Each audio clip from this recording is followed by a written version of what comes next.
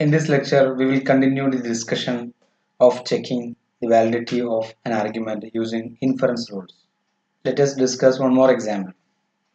Consider the example. Check the validity of the following argument. These are the hypotheses. Babies are illogical. Nobody is despised who can manage a crocodile. Illogical persons are despised. And the conclusion is babies cannot manage crocodiles.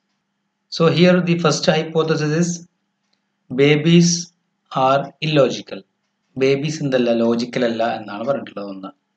Second one, nobody is despised who can manage a crocodile. ഒരു ക്രൊക്കോഡൈലിനെ manage ചെയ്യുന്നവരൊന്നും അപമാനിക്കപ്പെടുന്നില്ല എന്ന് പറയാം. Nobody is despised അല്ലെങ്കിൽ വെറുക്കപ്പെടുന്നില്ല എന്നൊക്കെ പറയാം. Third is illogical persons are despised. Logic ഇല്ലാത്ത ആൾക്കാരൊക്കെ despised ആണ്, അപമാനിക്കപ്പെട്ടവരാണ്. Now the conclusion is babies cannot manage crocodiles. ക്രൊക്കോഡൈൽസിനെ മാനേജ് ചെയ്യാൻ ബേബീസിന് ആവില്ല എന്നാണ് കൺക്ലൂഷൻ പറയുന്നത്. So we have to check the validity of this argument. First we consider the propositions P, Q, R and S, where P is Harry is a baby. Harry is a baby. Q is Harry is illogical. R is Harry can manage a crocodile. And S is Harry is despised.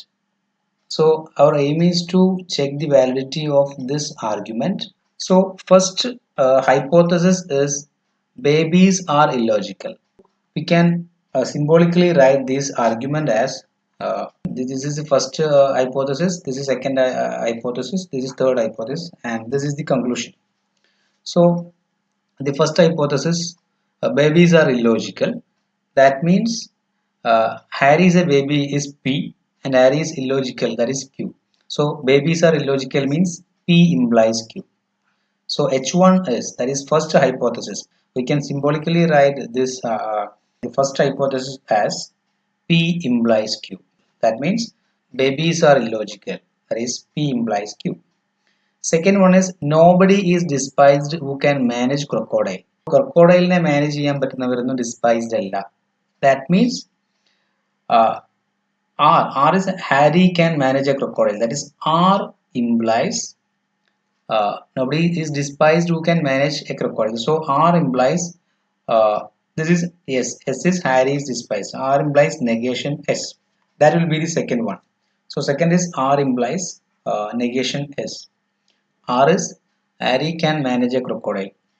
ഹാരിക്ക് ക്രൊക്കോഡൈലിനെ manage ചെയ്യാൻ പറ്റുമെന്നുണ്ടെങ്കിൽ negation S is true. That means Harry is not despised. So this is second one. Now third one is illogical persons are despised. So illogical person is Q. Harry is illogical is Q. So Q implies S. S is Harry is despised. So Q implies S. And the conclusion C is nothing but babies cannot manage crocodile. Babies cannot manage crocodile. So P implies negation R. Negation R is Harry cannot manage a crocodile. So P implies negation R is the conclusion. Now we have to check whether this argument is valid or not. So here we can use the inference rules. So the steps of our logical reasoning are given below. First one is we can use the conjunction rule for H1 and H3. We have H1 as P implies Q. First we are assuming all these hypotheses are true. So H1, H2 and H3 are true. So H1 means P implies Q and H3 means Q implies S. So H1 and H3 are true. So by using conjunction rule we have P conjunction Q implies P conjunction Q. That means if P conjunction P and Q are true, then P conjunction Q is also true. So here we have first hypothesis P implies Q is true, and this third hypothesis is Q implies S is true. So by conjunction rule we have P implies Q conjunction Q implies R is true. That is by conjunction rule. So we have P implies Q conjunction Q implies R is true. Now we can use the hypothetical syllogism to prove this. P implies S is true because P implies Q and Q implies S. For P implies Q conjunction, Q implies S is true. Therefore, P implies S is true because we have this. This is the hypothetical syllogism, that is P implies Q uh, conjunction, Q implies R is true, then P implies R is true. Then P implies R is true. So here we can see that P implies Q is true and Q implies S is true. So we have P implies S is true by hypothetical syllogism. Next one is we have H2 means R implies negation S. R implies negation S means if R is true, then S is false. If R is true, then S is false. That is the second hypothesis. So the contrapositive of this statement is nothing but if S is true, then negation R is true or R is false. Clear? So that is the H2 means that if R is true, then negation S is true. Negation S is true means S is false. So the contrapositive means if S is true, if S is true, then negation R is true or R is false. So this is contrapositive of H2. So this S implies negation R is true. This is by contrapositive of H2.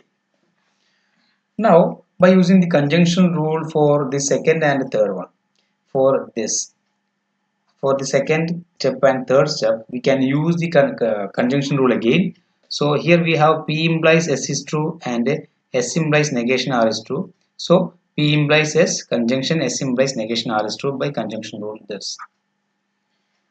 Now again we are using hypothetical syllogism. P implies S is true and S implies S implies negation R is true. Therefore we have P implies negation R is true. So P implies negation R is true. That is our conclusion.